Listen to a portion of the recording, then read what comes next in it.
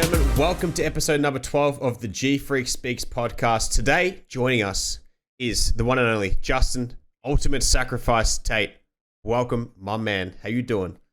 Very good, Jacko. Thanks for having me. A pleasure, brother. Pleasure, man. So, prior to this conversation, this podcast, we're talking about plenty of things, but I think that we'll just ease into the topic of what got you into streaming, man? What got me into streaming? Well, COVID really. I mean, I always did it just for fun, just with friends. Never had more than say 20 viewers ever, apart from one time where I did a really weird build in Dota and all these people were like, what's he doing? And next thing I know, I think it was someone posted on Reddit or something. And I had over 100 viewers and I thought I was going to be a big Twitch streamer, but that was in 2013 or something. But during COVID, I thought, I run gaming events normally, and I couldn't do that. We weren't allowed to get together. We weren't allowed to meet up. So I was like, what am I going to do? Well, I'm helping a couple of streamers. I was helping Spud Hunter mostly. If you're on Twitch, you more than likely have seen him in Twitch Oz. And I was like, I can do this. What am I good at? And I sort of made a little list of a few things that I was passionate about and things that I like. And motorsport came up number one. I'm good at that. I love driving. I can do it for hours and hours and hours on end. And hopefully some people want to watch that. And so I started streaming, and 33 days later, I was partner. It was a very quick process. It's not the norm. Don't expect if you start streaming that in 33 days you're going to be partner. That's a really quick ramp up. But I came in right as F1 had launched about 2 weeks after. So a lot of the big popular streamers had left it alone because they played it for a week and went, oh yeah, or a few days and said, yeah, that's enough. I'm not really into this.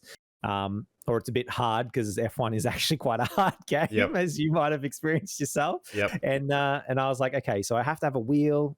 Okay, I've got a wheel because I play racing games.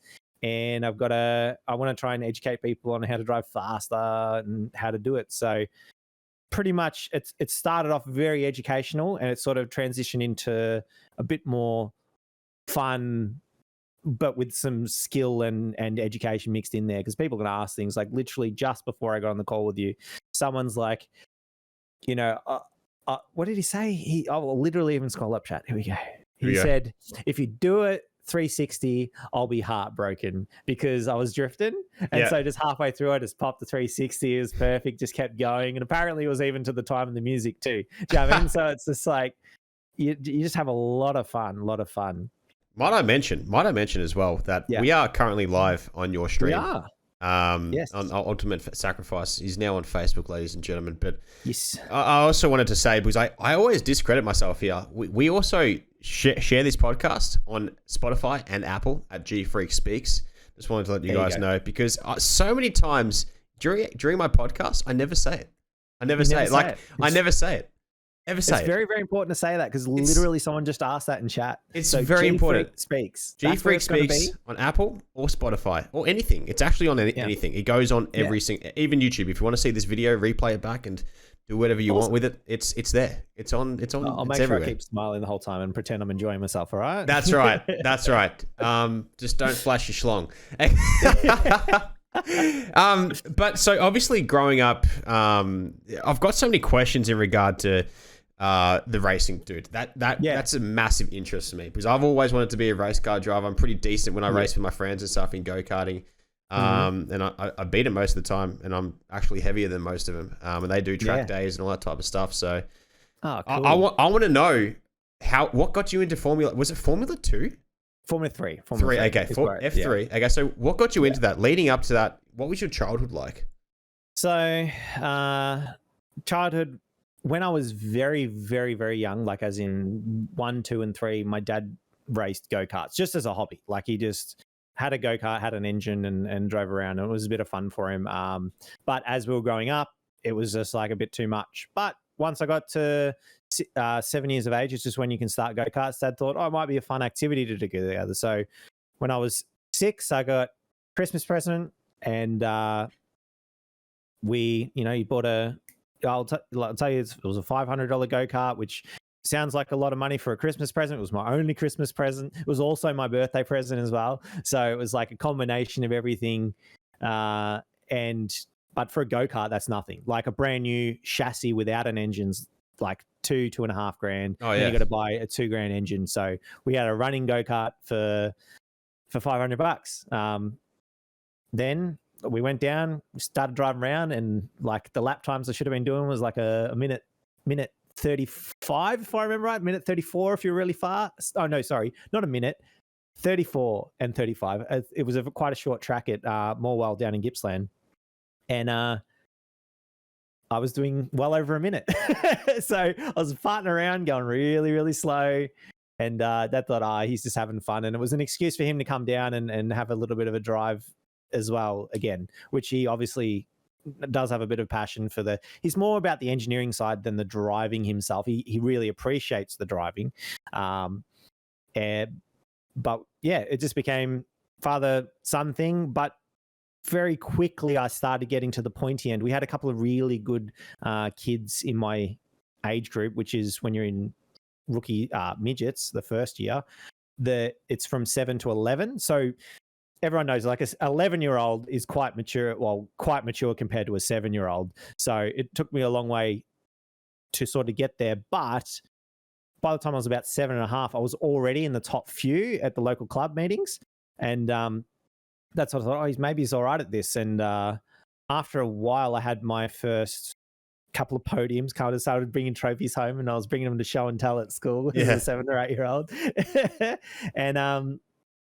And so he's like, we should probably upgrade his equipment from like this go-kart that's historic and it runs, but that's what it does. And we just again, bought a secondhand go-kart off someone that was very good, that had upgraded to the next category up. And we got that to work. It's magic. And all of a sudden I went from like winning a little bit to winning a lot. Yeah. And it wasn't that I was like heaps better than everyone. It was just, there was a couple of people in other states, like, you know, the name Chaz Mostert and Scott Pye and Chaz won the Bathurst just recently, man. Yeah, like he was like the king of North and I was the king of South. Oh, the kings. You said so, like literally there was a karting newspaper, and they would put us up against each other, and with stats they'd be like, he won 70% of the races and he won 73%, but then when they met at the Victorian Open, which means anyone can come to it, you know, Justin won by 0.3 of a second and they were miles out of the field. You might have you beat Chaz? Yeah, I've beaten Chaz. Let's go, baby. Let's go. Because he won the Bathurst, that means that you won Bathurst. Oh, man. Like, it's so funny. Hey, shout out to Chaz, though. Shout out to Chaz. Yeah. Oh, Chaz is a legend. And, big shout out to him. It's funny. Scott Pye, who's racing in the supercars as well, he was streaming and I just chatted to him. I'm like, by the way, I'm Justin Tate. Do you remember me? And he's like, oh, Tate, how you been? He's just got so excited that it was like someone that he hasn't like raced against in like 10 years. But, you know, he goes, oh, what happened? Did you drive anything? That sort of stuff. I mean, I'm only right at the very start of my career, but pretty much go-karting goes by in a flash. 9 years later, I'm in a Porsche 944, it sounds really fancy and expensive. It's one of the cheapest Porsches you can buy, and they're also 30 years old at the time, so you can buy them quite cheap secondhand. And it was a really cheap way to get into motorsport. Everyone said, you have to do Formula Ford, and we were just looking at it, and it's just an absolute fortune. Like, we're talking our whole year, our car lost no value. We sold it for more than what we got it for, because I actually won my first championship in that straight away and set a couple lap records. And it was like, this car is fast, and we just sold it for more than what we bought it for, which is awesome. Yep. But the year itself cost somewhere between $5,000 and $10,000. It's really, really expensive. But again, it's something. Motorsport's one of those things where you need other people to start investing in you once you start showing that you're quite well. I mean, we talk about it on stream all the time, and you look at the F1 driver grid, every single one of them, their dad is worth, or their uncle is worth at least $100 million minimum. Yeah. Like, That's the lowest end of the people there. Lewis Hamilton is the only one that their dad's not worth mega bucks, but they also spent all their available money on him in go-karting, and then he got cherry picked when he was like 10 and did this.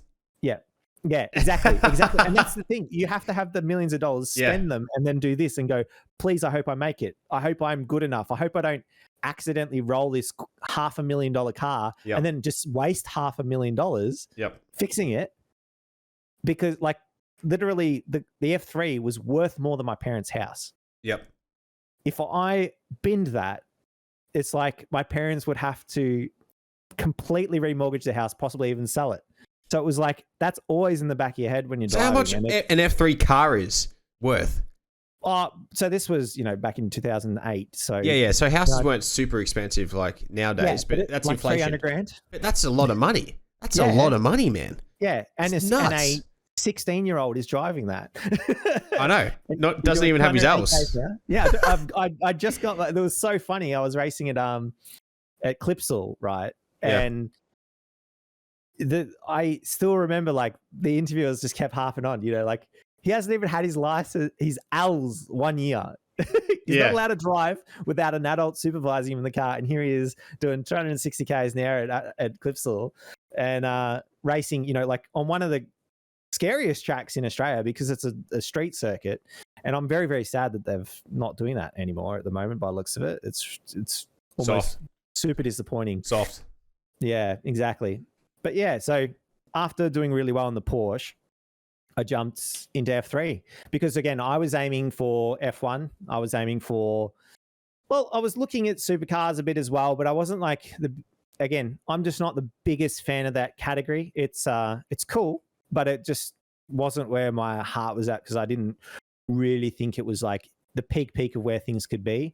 Because the cars are too big for the tires, if that makes sense, performance-wise. When you watch them racing, they're always gently nursing the cars around, and if you get the car perfect, you just it's just smooth on rails, and everyone else. We saw it at Bathurst. The second they pushed, their tires popped. Literally just popped their tires. Yep. So it's like Shane Van Gisbergen, man. Look at him on the last 10 laps. He put him out from second place all the way.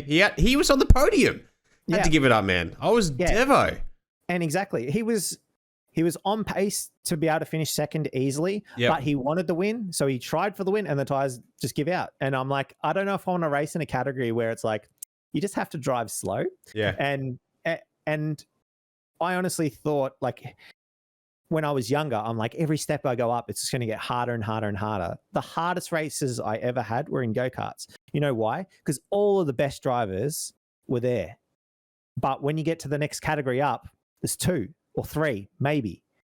And then you get to the top, like further and further up. And maybe right at the very top, there's like another little peak again. But through the midfield, through the F3, and there was like 2 people I worried about in F3. That was it. It's nuts. I was like, oh, yep. This person and this person, if I'm on pace with them, we're going to be good. The rest it's of them, crazy, man. 60-year-old blokes and all sorts of things.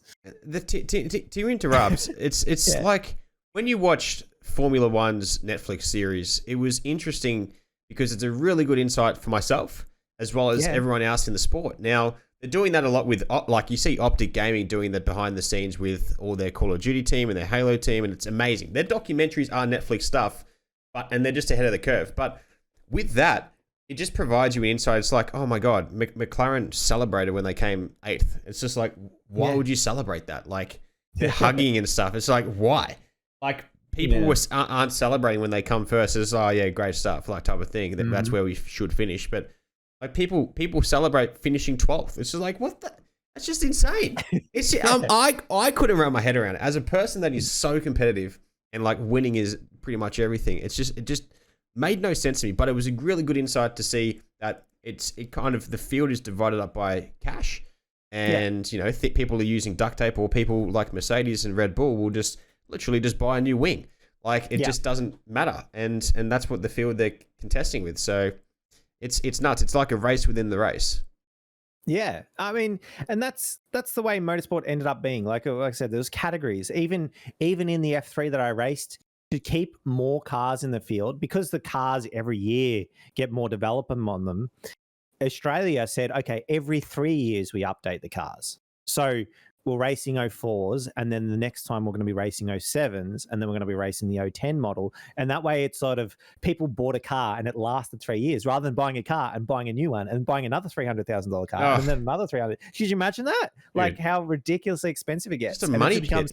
You just grab your, the gif of the little kid throwing the money out the window. That's that throwing it off the cliff, all that type of stuff. It's just nuts. And then it becomes so less of value because it's literally slow. Like someone like yourself goes, well, I'm not going to spend the money because I'm going to finish. I can't be higher than 10th unless people crash off. You can't win a race in a car. Unless the Bradbury happens, everyone falls over and you come through. Yeah. Thank you very much. Well, when I first hopped in F3, I was in an F301 and the leaders were running F307s, right? Again, we were super tight on budget. My dad's just an IT guy. My mum's a nurse. And we didn't have lots of money. Literally, you can tell by the fact that the car was worth more than the house we lived in. It wasn't super fancy or anything. And I was finishing right up the front, near the front leaders, and so there was articles being written and all sorts of things and 3 races into the season I got picked up by Piccolo Scudero, who was the largest Ferrari dealer in Australia at the time, and they put me in the front running car, and next thing I know I'm leading races and swapping for the lead and all sorts of things, and against James Winslow, who again a lot of people don't know some of these these I call them back-end drivers, but they're like drivers that do endurance racing. He's a he'd finished top 3 in the European F3, I'm pretty sure. He won the Asian series of F3 or Formula Atlantic, I think it was at the time. Some of the people I raced against raced in the A1 GP. These people are... This guy is he's won massive events in endurance racing. The man's a crackhead. He's just absolutely cracked, man. He just gets paid to drive cars and win. That's what he does. That's nuts, man. It was so good racing someone of that caliber. But like I said, he was one of 2 people that I was like, okay, that's the guy I got to beat. Yeah. Do you know what I mean? Where in karts, there's my dad he'd have 5 stopwatches. In fact, they ended up for go-karters making a stopwatch that had 7 buttons you could push at once. So you could time 7 different people. Oh, and mate. So you could go, okay, so here's one of the fastest guys. Here's another one of the fastest guys. Here's another one of the fastest girls. Here's another one of the fastest guys. And you just go down as they all go past, and you'd make sure that you kept track of where you are in the grid. Because again, at the nationals of the last year I raced nationals in go-karts, 40th place on the grid was 4.5 tenths off the pace. That's nuts.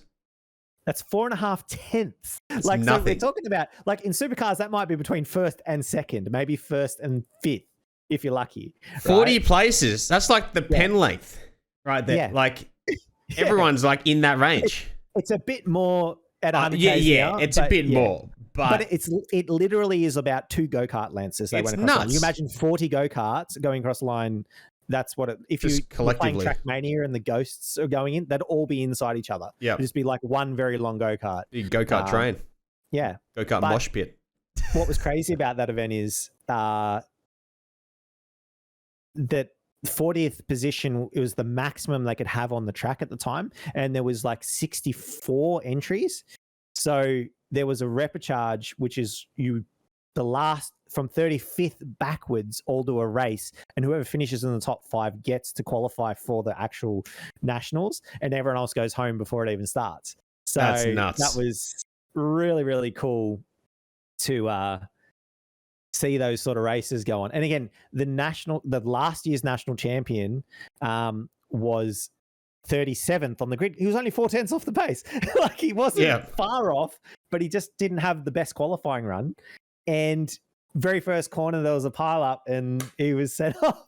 So, yeah. That's just the love-hate. You know what's funny about that national championships? That's the one that Chaz beat me in that one. Chaz beat me. It was at Malala.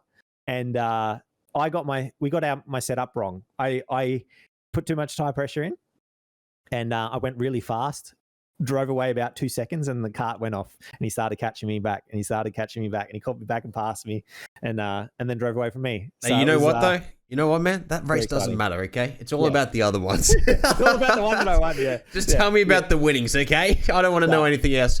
But look, I want to... so full of that.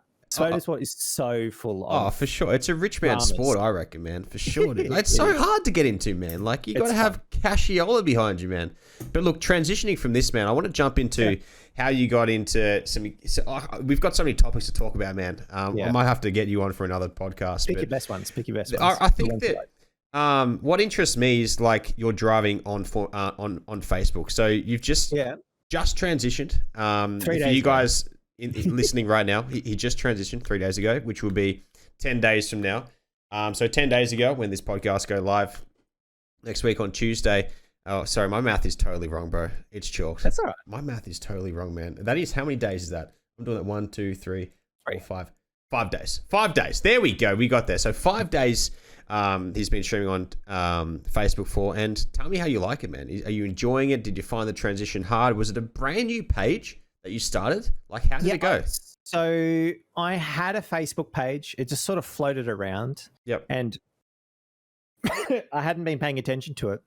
When I opened it up, I think it might have been used as a spam point at one point because I have a bunch of people from one town in Turkey that have liked my page, like just a random chunk of them. Like it's not nowhere near all of them. Yeah. But I'm just like, hang on, why are all these people from Turkey? And I'm just like, I was even like going to their accounts and like, this account's dead. Like no one's using it. So they would probably have just liked random pages. So again, that's how actively I used Facebook at this before this. But when I looked into it, I was like, there's an algorithm and there's potential to grow and all that sort of stuff. And coming from Twitch, I was very scared. Like I was nervous because again, I am contracted to come across as a partner. So they are paying me to do that. It's not, that was sort of the safety net. I felt safe about that. I'm like, okay, worst case is I get paid. So I've got a minimum guarantee, which is awesome. And on Facebook, all the way till the end of the year, you get 100% of subs and bits. Yep. There's no cut. Yeah, it's nuts, isn't it? Like, I was like, so if I just get half of my audience to come across, I'll be getting this bottom end guarantee and 100%. So which means it'll be like the full amount of subs. Do you know what I mean? Like, yeah, it's nuts. That's just, it felt like there was no risk, but there was still the risk of there's people that may not want to come across. But it's been really, really cool because I've only done 3 streams. So this is my 3rd stream right now. My first one, I averaged around 40 viewers, which normally I was about 120-ish on Twitch. Yep. But I also didn't announce it at all. Like, as in, I just sort of posted on my Discord, which only has it's like 250 members or so. And I just posted on my friends' Facebook, if that makes sense, like just to my friends. I didn't put it on Twitter. I didn't do anything. Because I wanted to make sure it worked, really. Yeah. And then second day, I hit it hard. We were over 100 viewers at a point. And the algorithm in the back end, as well, we were talking just before, the first stream, I switched it off and I had 17,000 people had seen the stream and over 10,000 people had stayed for more than 3 seconds is like they stopped. That's how it works, and watched. Yeah. Yep. And so you can sort of tell that. And then the next stream where I went a bit more ham, also the algorithm's learning my audience, if that makes sense. It goes, oh, these are the people that will like it. And it. Did you check that same stream the day after and see how many views that stream had? Yes. How'd it go? How'd it go? That gained another 11,000. It's nuts, man. You go to sleep and you're like, ooh, waking up viral, baby. My Twitch VODs might have got 5 extra viewers, maybe max 50 out of like 2,000 people that came and viewed me on the night. Yep.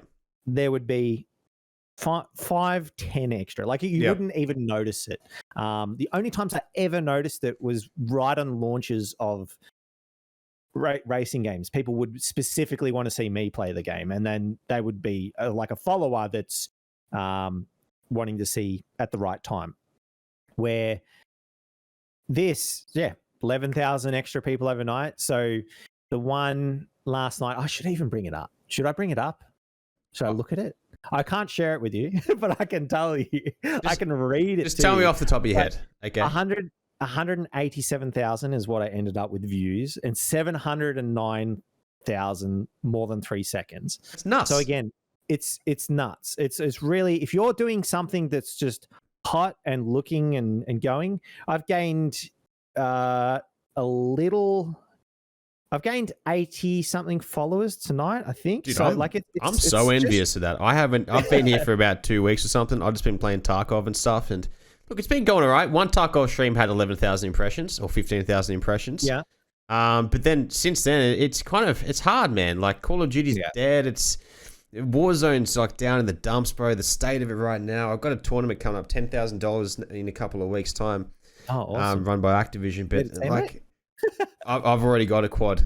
They actually asked us, Jacko, we need this now for Friday, and this was on a Wednesday. I'm like, are you kidding me, man? So I got to like rustle together some players in like 2 days, man. I had like under 48 hours, so I got the team together, gave all the details, and they ended up saying, "Oh, we're going to do it next month." And I think that's a great call because the game right now is just not in the goods. I haven't played it since then. I've just been playing Tarkov, man. So but growing an audience is, for me personally, right now, I don't think I've found my game. Maybe. I hope it is COD or Tarkov. I really like those games, but who knows, man? I don't know what the audience is on Facebook. Yeah. Formula One seems to be popping for you, man. I'll be honest. What it always is like, when I first started my stream, it was like, what makes me unique? What makes me different? And it's like, there's no other race car drivers streaming on Twitch, or there's like one or two, and they might do it every now and then, right? Yeah. If I was just playing FPS, like, I don't know if you know this about me, but like, I finished top 10 in the Australian Quake Championships like 3 years ago. Like, I know there's not that many people playing it, but literally some of these people are the best players in the world, like the Australian scene guys. They've finished top 5. 3 of them have finished top 5 at like versus Rafa and all that sort of stuff. Like people that are just seen as god tier gamers and unbeatable, and they jump in and play Overwatch. Like Cooler just joined an Overwatch team, captained them, played a support, and they went from being like an average team to winning one of the championships. It's just like, it's nuts. They're so good at the game, and the fact that I could like level peg with them at top level was really, really exciting. And I'm good at like I said, I feel like I'm good at FPS. In some of the games, I even got screenshots of when I was younger of like, look, I'm in the top 100 players in the world statistically in this game, but I was going to be one of like a million males, white males that look like me playing FPS. They're playing FPS, exactly. Yeah. Where, like I said, that unique factor came for me in the other aspect. A lot of people complain about, oh, girls, they have it so easy on Twitch. They do and they don't, but they're unique. Like, because there's 50 blokes to one girl. If you're looking for something different, the girl's right there. Like they stand out because they're different. And if you're a good-looking girl, you have a bigger webcam. If you're got a beautiful voice, because girls' voices are easy to listen to. There's actually studies on the fact that people like females' voices. If you've got a great voice, make sure you've got a good mic. Make sure it's close to your face. Make sure it's set up properly. Man, the amount of times I've tried to help a friend get into streaming or something, and it's like, did you realize that your mic sounds like it's in the washing machine? Yeah. Like, there's just all the little basic things that people have got to do, and finding something unique about yourself. And I for instance, I do watch your streams. Like, I like Jacko. I like Jacko the GFreak. I love the whole kitted out one, and I like you just chilling as well when you're just cooking in your undies in your kitchen. I've seen it all. I lurk a lot on Twitch. That is so funny, man. Yeah. You caught me off guard with that one. In your undies. I've seen you in your undies, mate. or you've got the tightest shorts I've ever seen. I'm actually wearing right now. I've got Frodo Frog boxer shorts on from Peter Alexander. But that's funny as, man. But yeah, no, I appreciate that, dude. It is hard though, but I think they're back to like the chicks, the chick thing. Like people are like, oh, titty streamers and stuff. And yeah, look, it's a male heavy dominated scene. Absolutely. They're working their strengths. But also they're not stealing viewers. Okay. I'll put that out there. I'll put that out there because the people that are thirsty, that just want to interact with people that are clothed on the platform, just like if they weren't on the platform, say for example Amaranth, okay, Twitch's perfect girl, right? Yeah. If she wasn't on the platform, those viewers wouldn't be there to watch anyone else. It's just as simple as that. They'd probably be on like Pornhub, like just absolutely flapping off. You know what I mean? Yeah. But it's just that's some people's mentality. They've just got to understand that they're not going to be there to watch you, bro. Like you don't have what assets she has. You know what I mean? Yeah. So you got to be unique in your own way. But I think that transitions us to the next topic, dude. Is that esports events? Like I had Hades on a couple of days ago. Oh, sick! Awesome. And we so you're backing him up. Wait, what did he say? Because I know some things that him and I have been working on. And, well, he said stuff about what you guys are working on, but he didn't. Did he? He didn't say. What? He didn't say like. Did he say a name? What do you mean? Did he say the name of the event? Yeah. I think he did, but I'm not going to say it just in case. Okay. Well, if he did, well, then he said it. But do you know it off? I can't remember our conversation, man. Okay. It was literally Tuesday's podcast. Because I couldn't believe we got this name. Put it that way. I don't think you would know. I don't think he said the name. Okay. I don't think he said the name. So we'll play it safe. We'll play it safe right now. But tell me about it, man. The biggest thing is that it's going to rival PAX and MEO, but not even rival it. I think everything works together collaboratively. But dude, tell me how you got into event organizing for gaming and esports. That's awesome. I went to LAN parties, big LAN parties. Respawn LAN was my first LAN, which was the biggest LAN at the time. And it blew my mind because I just had house LAN parties. So I'd maxed out the power in my house. Literally, we were having power trips because we just had too many computers in there. So like 15. Yep. That's what a normal house can handle. And that's using both sides. I was running power leads across the house to make sure that both phases were using even. Yeah, all the phases even, Yeah. So, mate, I became an electrician before I was finished to school because I was figuring out all that stuff. And then I went to this LAN party with 470 people at it. And I was like, this is the best. And we played COD we found two random people. Me and three friends went. We found two random people to fill in with us. COD 4, right? So the best COD. Oh, and the greatest. The greatest. And it was playing PAM 4, which is a really weird mod. Like it's not pro mod, which all the pros were playing, but it was PAM mod. So it removed a bunch of things, but not everything. There was still claymores and stuff, which when you're playing search and destroy just feels really gross, especially in a 5v5 set. Use that. No respect, bro. But we always ask the other team, no claymores? And they're like, yeah, sure. Yeah. And then no one would use them. And it was actually really good. Hey, GAs, man, gentlemen's agreements. Exactly. And that happens in current COD to this day where people are just like, no one use this weapon. You know what? Or else you're all scum. You know why though? You know why? I don't know if you follow it closely like I do, man, but the reason that is because developers can't sort their shit out when they balance weapons. And that's the only reason. Like Claymores, fair enough. That's newbie as, bro. It's all about gun skill and tactical nades in that game because nades used to yeet across the map. But with the current game, like, you know, throwing a smoke at your feet and you could get aim assist if you were inside the smoke, but the other person wouldn't get aim assist on you if they're outside of the smoke. See, that's the type of shit we're dealing with right now. Yeah. And there's more funding than ever than back in 2009 or 2008 with Call of Duty 4 and Modern Warfare. It's nuts. Yeah. Oh, sorry, not 2008, 2007. 2007. Yeah, geez. What was 2008? Running on the Quake 3 engine. It was a good engine. Did you play the remastered one? No. That's where I kind of like debuted my first like competitive era of 5v5 and all that type of stuff, and 150 wins straight on the GB leaderboard on the S&D. We were going hard, man. That was when I first got into it. It was nuts. Very cool. But it was an amazing game. But it's go on. So interesting seeing how the leaderboards have taken over. Like ranked has sort of taken over going to a competition or playing in a competition and seeing who's best.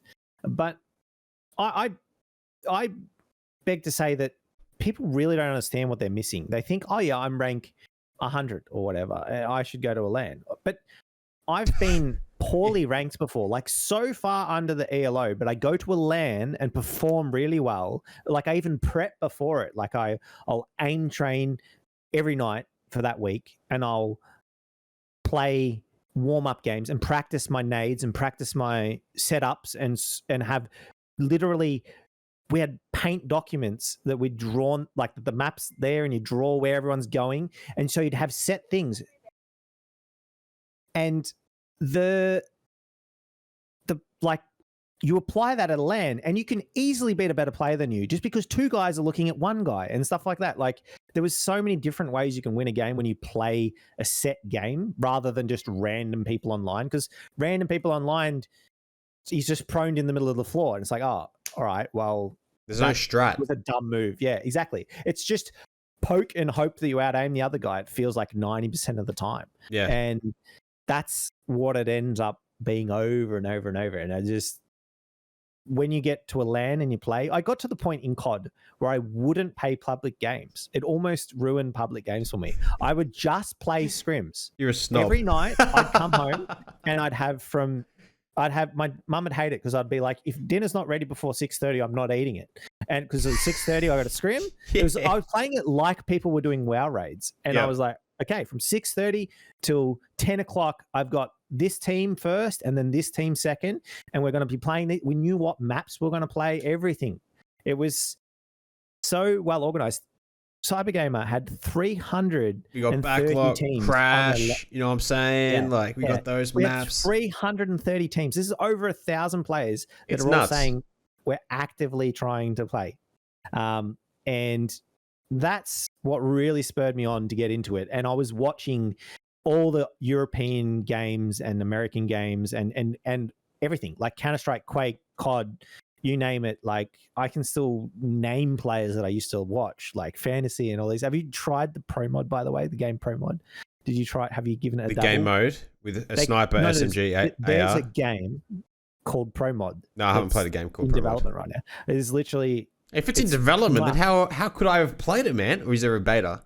Because there's a closed beta, and I might have already played it. Oh, look at you flexing, bro. Hey, where's my invite?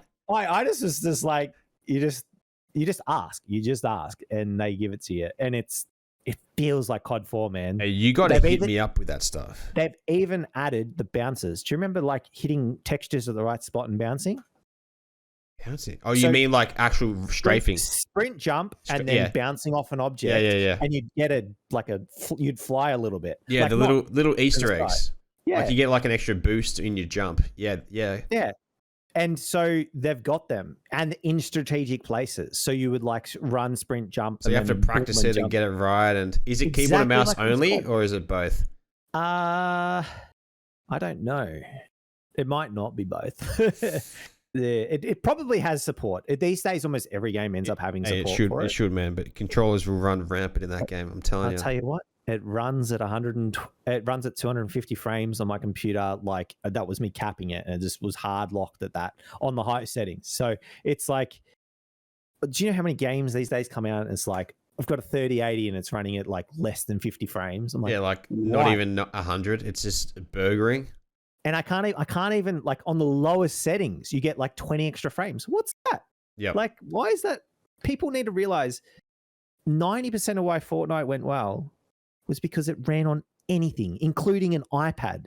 Yeah. Including a phone. And crossplay. Yeah. And they could play together. Yeah. That was the first introduction to crossplay. And it was kind of the first console battle royale. Yeah. That was actually good. Yeah. That actually worked. Yeah. And I know PUBG launched theirs and it was broken on Xbox. It didn't work. Shocking. Yeah, the best one that came out was probably Blackout, I reckon. Yeah. That was probably the best console one. But that just never had the traction because you had to buy it. And a lot of people didn't want to pay the game. You had to buy Blackout. You had to buy Black Ops 4 to play Blackout, you know? Yeah. Unlike Warzone now. Yeah. I think, it was in the phase when you had to buy games anyway. Yeah. Yeah. And it's just... I like Blackout because at the moment in Warzone, you've got to you already get your loadout, you buy a loadout, it's in there. With Warzone, with Blackout, the thing I liked about that compared to Warzone is that it took a bit more skill. It took a little bit longer to kill people. The movement was a little bit better. The map was bright. it flowed really nicely and well. And if you hear a gun in the background like pinging off, you're like, oh, that's an AN-94. I want that. I need that. So you go kill the person, you get their suppressor and their extended barrel and the ELO sight. You know what I mean? Like all that type of stuff. Accompanied by like, oh, there's a Paladin in the background. I'm going to go get one of those too. So it was just such a good game. I reckon viewership-wise, I probably popped off in that game more so than I did with Warzone. But now there's so many, like, all these people, like you notice as well, maybe not so much with racing. It's harder to get into because there's a lot of commitment financially into it, getting a wheel, all that type of stuff for people that are new. But a lot of people are streaming Warzone, and there's so many fish in the sea right now. It's actually ridiculous. Yeah. So that's hard. It's hard to stand out. It's so hard. Well, a lot of people just treat streaming as like, I play the game that I want to play, and people should watch me. They don't put any extra in. You know, you've got so much extra on your stream, and there's the amount of people that just have the gameplay, no webcam, no microphone. So I've seen streams with no microphone. Like it's just like I'm just watching random footage, unless you're absolutely nuts. Like to the point of these days, people are so good, and so many people are so good. I swear, in 2008, 9, 10, there wasn't people with really good aim like there is today. In fact, the fact that mice and console aim assist has been tweaked really well, everyone can play quite well now, where back then, I mean, I come from like just at the other end of roll ball mice, and people used to play high level Quake with roll ball mice, right? Like the fastest game, and they're using a roll ball, and they'd have like these special ways of cleaning them and all sorts of things so they would be more accurate. It's insane. You know, we used to overclock our mice. You've never had to overclocking your mice?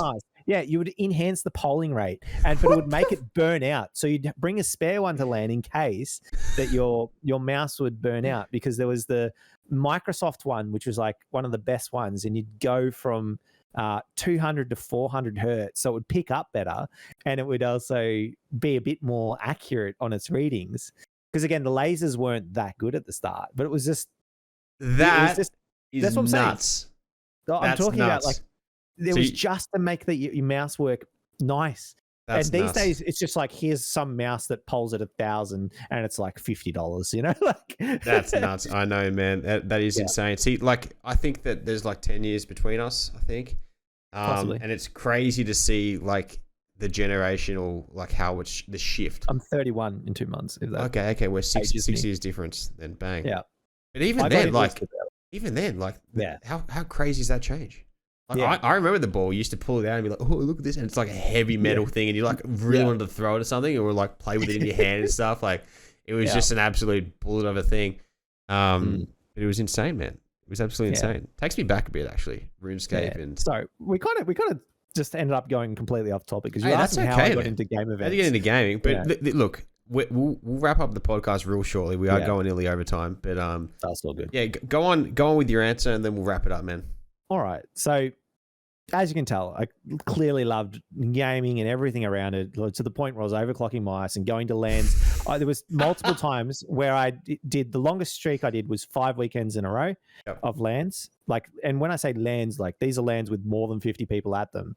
And so I was going to LAN after LAN after LAN. Once I got my license, I was just driving everywhere. I'd just tell all my friends, I'm going to LAN, who wants to come? We'd load up the car. You know, we figured out a thing to get 5 PCs in there.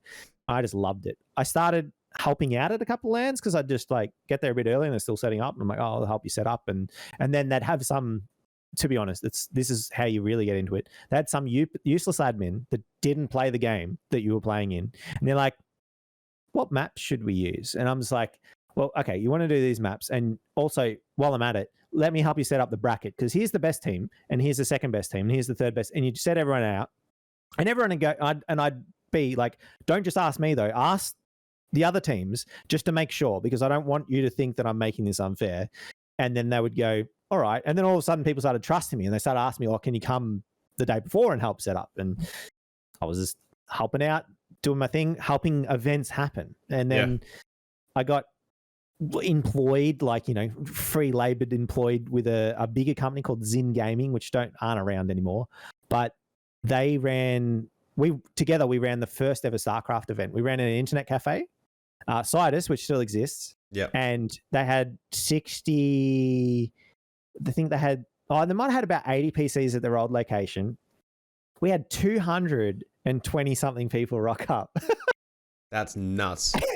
So many people turned up that Blizzard IP blocked the internet cafe because they thought they were being DDoSed. And we had to ring them up and ask through Blizzard support to unblock it.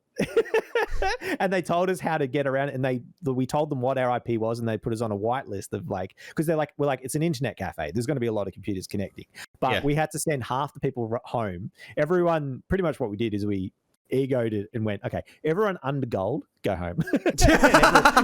You're not worth our time.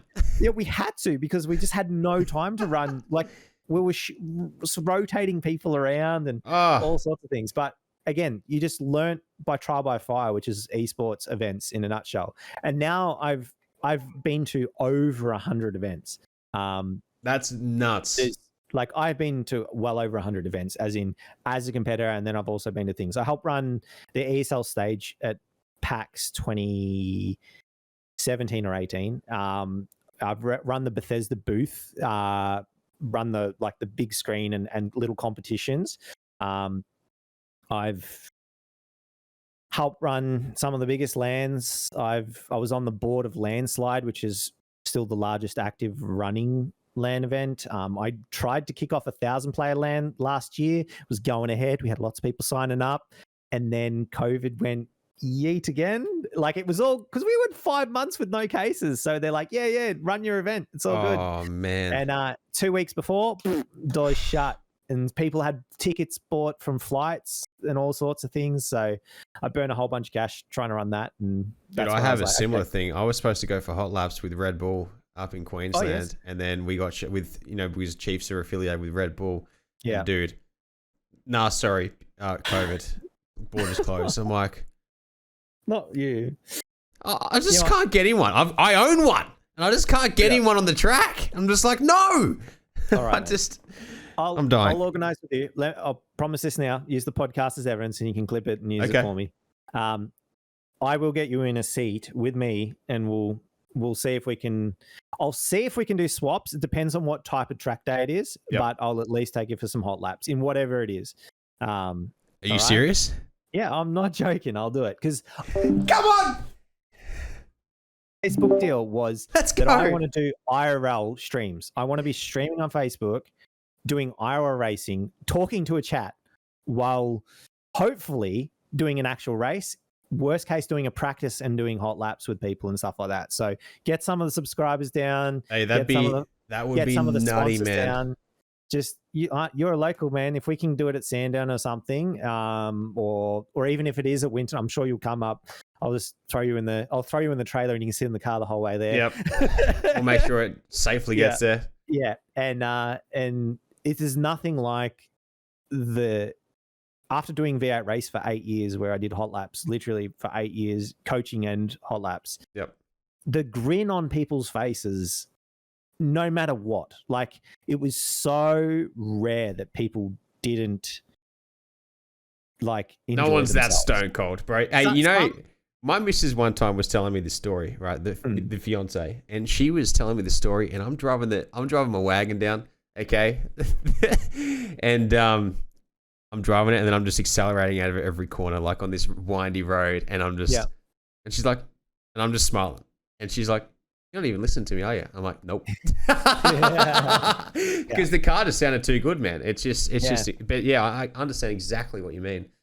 I had my driving instructor car with the stickers on it and everything, and I took a back road from what's the mountain near us? Not the Black Spur? Mount Buller. Mount Buller? Oh, the mountain. Yeah, Mount Buller. And instead of going the bitumen way, I went the gravel way. It was like 120 kilometers of gravel. Yeah. And so I was just like, this is where I learned gravel driving. Yeah. Like, and the speed limit's like 80 k's an hour. 80 on gravel. And there's like no barrier on this side. So I'm just coming, and I was even using the handbrake at times. My wife's just sitting there just like, And I was just having an absolute blast. Didn't see a single car the whole way. And then I also came across this little patch that looks like they would shoot, you know, like the Holden comes over the ridge and there's this beautiful background in this forest bit, and the road looks like it's barely been driven. I swear I found that bit of road. Like it was just this 2-kilometer stretch out of a log bit. There was all these trees around, and it was just like, that was such a, I will remember that drive forever, it's one of the only road drives I'll ever remember. Yeah. You know, tons backed away from motorsport, but this was one time that I really just enjoyed driving my Honda Civic on a, and it's my driving instructor car. It's got pedals on the other side. I'm like, sweetie, move your feet way back. We're going for it. Yeah. Don't you touch that brake because we might end up off the cliff. That's nuts. That is absolutely nuts. Yeah. Just like in driving. That's crazy. It wasn't even a performance car, and you're loving it. That's great. Well, it was, you can have fun. Like the last car I raced was a Hyundai XL at Phillip Island. You know, it's awesome. Bump drafting someone at 190 k's an hour in a Hyundai XL. It's sick. It's really good fun. Like it's so good. You can buy one of them for $5,000 too and get racing. So if you want to get racing, and the tires are like $300 and they'll last you 4 races. Like it's such a cheap class. If you really want, after the podcast, I can hook you up and see if you can get you into a car where you're going to spend less than $10,000 in a year and you're just going to have fun. That'd be so funny. Can you imagine making the series of that? Oh yeah, what, like we really need to take this off stream. We really need to take this off stream. All right, but definitely we'll have it. Like, can you imagine making a series of this though? Up in the top 5 or something. It'd be nuts. Sick. Like we're talking like, I don't know, we'll get Chiefs involved, Red Bull. Yeah, you know what I mean? Like, we've got something going, possibly. All right. Yeah. But look, man, I think I'm going to have to wrap it up. That went for 51 minutes. I think that's my longest podcast, bro. And I loved it. I think that everyone listening to this on Spotify, Apple, or YouTube, watching, I think everyone would have had a good time. And I'm sure that your chat would have as well. It's been well received. It was a good conversation, man. I really had a good time. It was great. I'm glad you did. It was a conversation that wasn't forced at all. And you just kept going. I love it. Oh, very good. It's Shane great. in my chat just said he's finished gutting his 86 today. He's from Sydney and he's been helping a friend build a 286. So 286. They're keen. Like, you know, my chat love cars. Half of them, you know, have been in a car or want to be in a car or are building a car. It's like, is there a big rivalry in the chat with like V8s and the 4 cylinders? Because I know that's a big thing. It was bro, my fucking Skyline, bro, will chop your VF Series 2 SSV red line wagon, bro. I'm like, I don't give a fuck, bro. It just sounds better. Mate, yeah. What I love is just driving a car at its limit.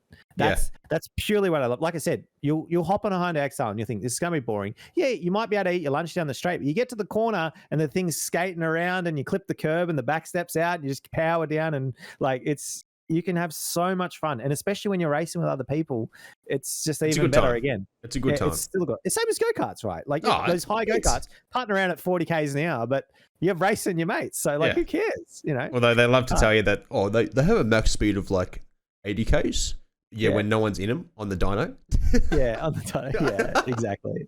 Nah, that's pretty crazy. You know, real go-karts that you can actually race on the track go much faster. When I was 7, my go-kart was doing over 100 k's an hour. Yeah, like at a couple of tracks in Australia. It's just like, yep. Exactly, man. You know? Exactly. Yeah. But anyway, look, man, I'm going to wrap up the podcast, man. Thank you. One last question is: where do you store your butter? In the fridge or the pantry?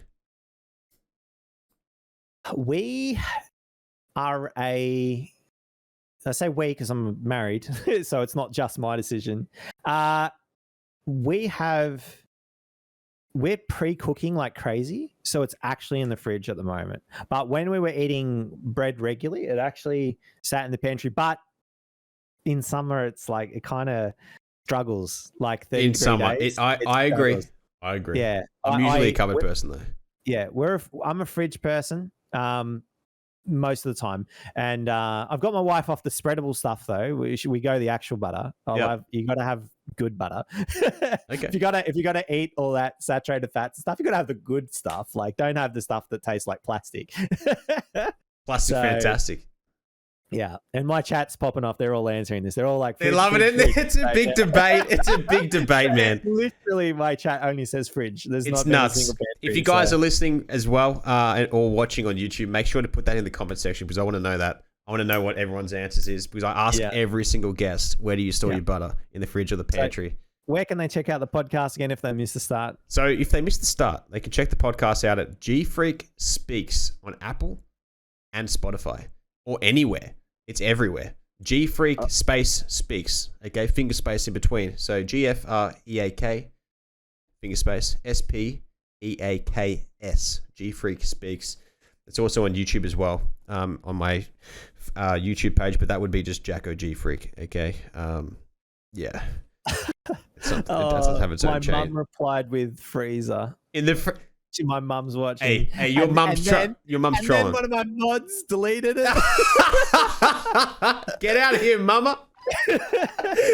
That's too good, man. That is too good. But hey, dude, thank you so much for your time. Is there anything that you want to plug today on the podcast before we wrap it up? I'll keep an eye out for In the Zone Gaming and its gaming events, and we'll be running lands. There's still one planned. It's still going to be happening. We've got DreamHack happening, which I actually think is good. At first, I was like, oh no, they're going to like eat us. But they're at the other end of the year. We can have awesome LAN parties and get everyone playing games competitively together. We pull out games that are just fun on LAN too. Like people just forget some games exist and they're just like so much fun on LAN. Like I don't know if you've ever played Tron before, but it's from like the early 90s and it just is fun. Like it's so fun as a LAN game with like 50 people because there's Tron bikes like cutting each other off everywhere. It's so good. So, like you can just go to a LAN, have some fun, enjoy yourself. Like don't even just go to mine. Go to Landslide, go to the big LAN, go to Reloaded LAN, and if not, just Google LAN parties near me and go to an internet cafe and sit in a room with 60 other people playing video games. It's just exciting and fun. So please enjoy it. And you'll meet people that are actually friends. I had people at my wedding that I met online. Do you know what I mean? That there we go. Literally love to see it. So please get out to your events. Now that COVID's sort of happened and happening, we're not having to worry about it as much. Just be safe, of course, but if you're going to go to a sporting event, watch the cricket, watch the footy. If you play more games than you do any of those sports, you should be going to gaming events too. Like it is really fun. There's nothing better than a roar of a crowd at IEM or something like that. So yeah. Grow the scene, man. Grow the scene, Yeah. Check out It's Gaming, which is my stuff. But please check out everyone else's as well, because again, I'll often be in the background doing something on a computer or hopping around a tournament or something, or be there playing myself. And also grab a cheap wheel, get racing. It's so much fun. This is a cheap way to go motorsport. A $200, $300 wheel, and that's all you need. Like here I am, I've driven $500,000 race cars, but there's this little Logitech wheel, G29. I mean, they don't sponsor me. They should. Definitely should. I ran a poll in my chat and there was over 15 people that have bought this wheel, because I said, yeah, it's all you need. Yeah, it's mint. I've got one too. Exactly. I think I asked you about it. I actually asked the guy, Matt, who's in charge of Logitech Australia, and just confirmed with him about it as well before I purchased it. But yeah. It's a good wheel. It's definitely a good wheel. And I got the stick as well. So happy days. No, that's true. So yeah, check me out on Facebook. Ultimate.Sacrifice.Gaming is the URL. But yeah, just Google Ultimate Sacrifice. Facebook search it or Google it. I'll be there. And hit me up on all the socials. All of the socials are Ultimate S Gaming. But thank you very much for having me today, Jacko. It was been a lot of fun, man. Chatting. Thanks for coming on. I look forward to I'll have to get you back on the podcast another time, okay? Right. We had a good conversation. But look, ladies and gentlemen, thank you so much for tuning into this week's episode of GFreak Speaks podcast, episode 12, joined by Justin TATE, aka Ultimate Sacrifice. Ladies and gentlemen, make sure to keep up to date with it all on the socials at GFreak Speaks across your Apple, Spotify, and YouTube. And until then, remember to be safe, stay swole, and as always, Boom, baby.